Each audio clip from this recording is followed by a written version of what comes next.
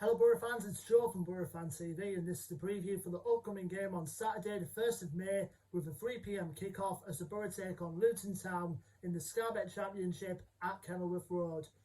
Well Boro fans, we're certainly finishing the season the right way even though we cannot reach the playoffs, as the 3-1 win against Sheffield Wednesday this past weekend just gone gives us a bit of confidence to finish the season strongly in the top half of the table. It was a pretty sloppy first half, I must admit, watching the highlights from, because I was in Bridlington at the time. We took advantage of a defensive error at the back and Yannick Balassi slotted in to make it 1-0 for the Boro just close to the half-hour mark. But then, again, we were another sloppy bit of play and we conceded a penalty, which in my opinion, it was a soft one because Andre Green was doing wells around the Boro defence, and then to be fair, he went down softly under the challenge from Mark Bowler, and like I say, it was a soft penalty as he went down a little bit too easily, in my opinion.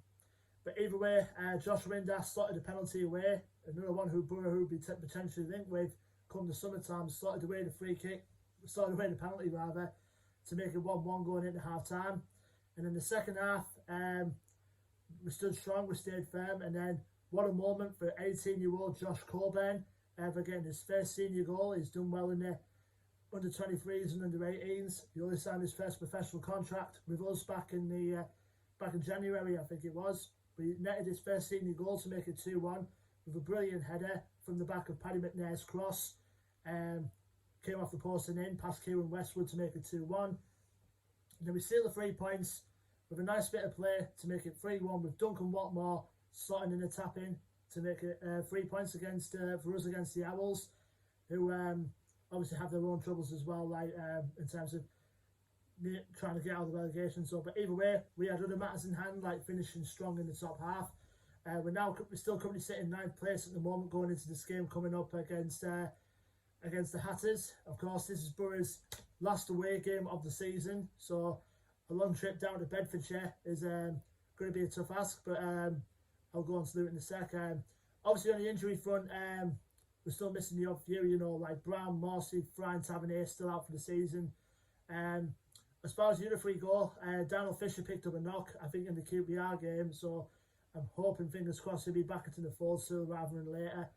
Hayden Coulson, obviously, has been out due to illness, and obviously you've got the Nathaniel Mendez-Lang, possibly, he might probably be returning soon for these last couple of games of the season. So either way, hope those come back in and hope they give the likes of Malley, Coburn and Hackney keep their places on the bench. And obviously Jordan Archer pretty much kept us in the game, and Sheffield as well. I mean, if he hadn't pulled off that brilliant save from Adam Reach in that game, I think it would have been even worse for us. But either way, that's squad wise, it's pretty much full of us to choose from.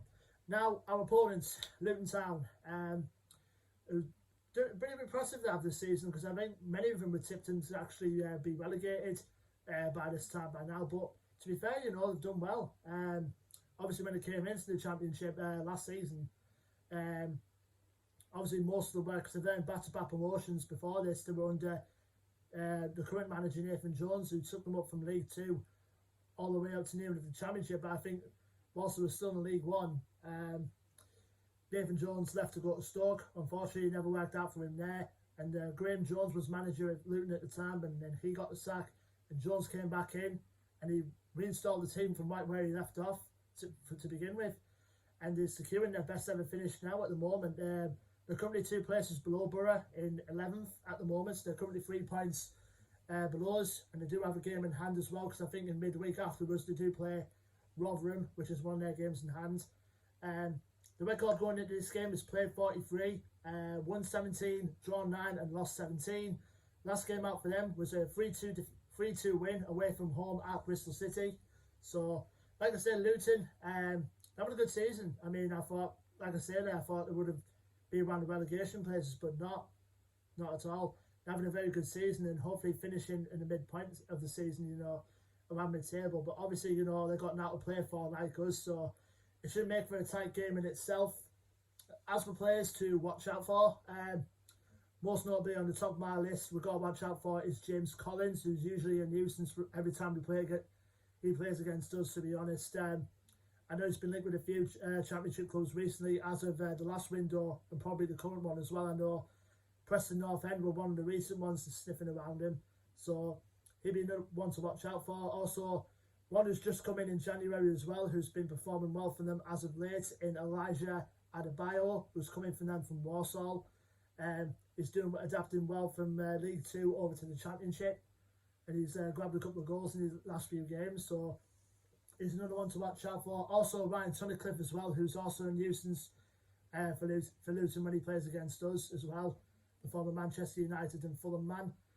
Pellywood Kimpanzu as well, as a good holding midfield player, as well as Kieran Dewsbury Hall. I think those two are the key holding midfield players in that Luton team. Obviously, Kieran Dewsbury Hall was on loan there from Leicester City.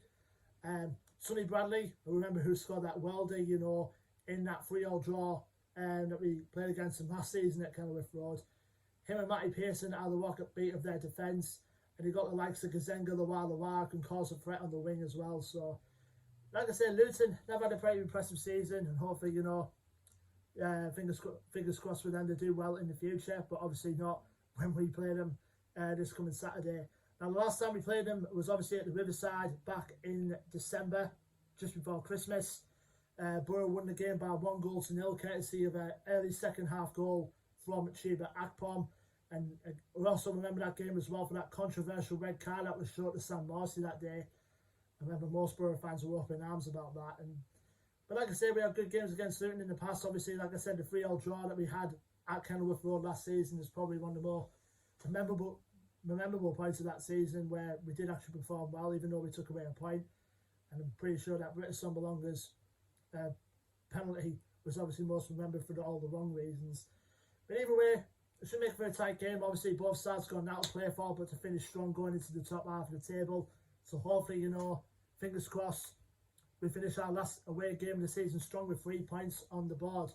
Like I say, Boro fans, you know, starting tomorrow and obviously through to midnight on Tuesday, we are going to be joining the club and most of other Boro fan groups and other fan groups and clubs around the country in the social media boycott from Friday till midnight on Tuesday. So we all must stand together against discrimination and online abuse, etc. So it's a pretty strong case of getting the point across. So we're doing the social media boycott for the bank holiday weekend, and as I said, the Monday night show, which is due to go out on Monday, that'll be going out on Tuesday night now. So keep an eye out for that, Boro fans, on our Facebook and Twitter, YouTube.